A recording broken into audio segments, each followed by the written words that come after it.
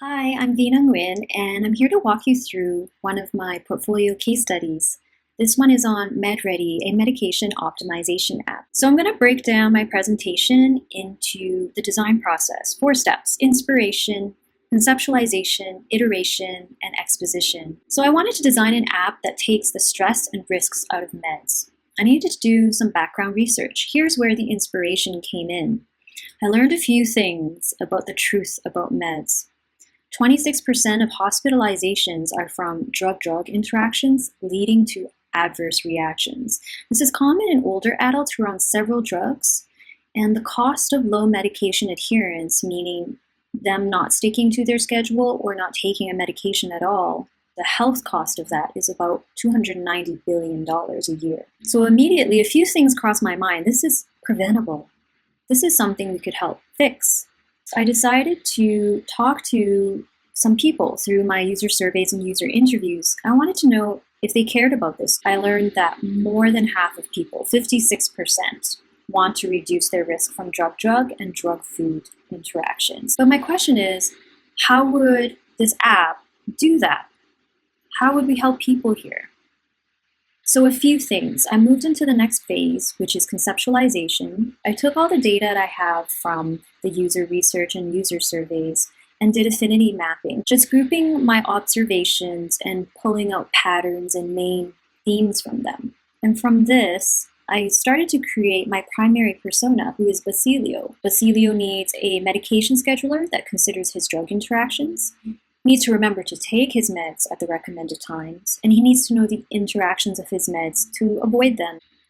After this, I had a very clear idea where I was going with this, and I moved into the next phase, which is iteration, prototype, and testing, moving from my low fidelity to mid fidelity to high fidelity. But now I have to test it. What's the usability? What do the people think? So I did 6 usability tests. This was super fun. My 6 participants really helped me out. Some cool things I learned.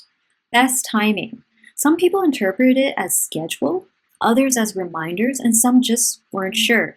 But most people didn't tap on it. And it's because this tool was something they've never seen before.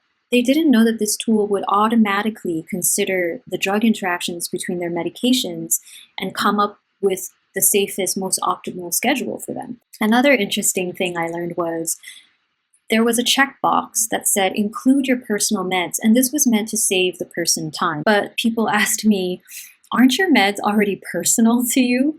Why don't you switch out personal with saved or existing meds? As a writer, some of this was painfully obvious after the fact, but I truly appreciated this humbling reminder to improve my UX writing every time. The next fun parts were iterating the prototype, using accessibility guidelines, getting peer feedback, using the emotion color wheel. But even then, I realized that my app has a lot of lists, a lot of information. I looked at other non-health apps that used a lot of lists and landed on Tangerine and Spotify. I studied their designs and incorporated some of them into mine. I also received feedback from my mentor, my tutor, and other colleagues. I learned so many things I otherwise wouldn't have thought of. But from this, went through something like 9 different variations of this prototype. And in the end, it is much stronger than where it started off. Moving into the last section of the design process is exposition. So here I am telling you my story. I definitely have some hypotheses I want to test for the next iteration if I'm continuing with this project. And a few things I really appreciated was I love getting real data from real people, utilizing creative thinking, precise language, and that iterative process was really fun. You don't know where you're going to land, and the journey is always surprising. So that's the end of my presentation. Thank you for listening. Have a great day. Bye.